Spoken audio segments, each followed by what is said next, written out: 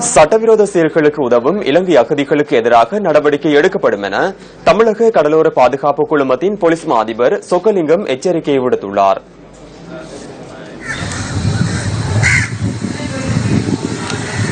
மண்டபம் அகதி முகாமில் உள்ள இலங்கையர்களை நேற்று சந்தித்த போதே அவர் இந்த எச்சரிக்கையை விடுத்ததாக ராமேஸ்வரத்தில் உள்ள எமது செய்தியாளர் கூறினார். இலங்கை அகதிகள் எதிர்நோக்கி வருகின்ற பிரச்சினைகள் குறித்தும் கேட்டறிந்த தமிழக கடலோர குழுமத்தின் போலீஸ் மா அதிபர் இந்த பிரச்சினைகளுக்கு விரைவில் தீர்வு வழங்கப்படும் எனவும் உறுதியளித்துள்ளார்.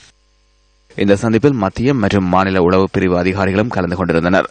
மண்டபம் அகதி முகாம்களில் சமூக விரோத செயற்பாடுகளும் தேச விரோத செயல்களும் அதிகரித்துள்ளதாகவும் இதன்போது சுட்டிக்காட்டப்பட்டுள்ளது.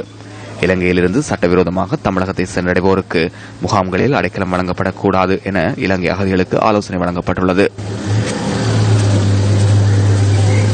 அதிகாரிகள் மீது ரேஷன் நடவடிக்கை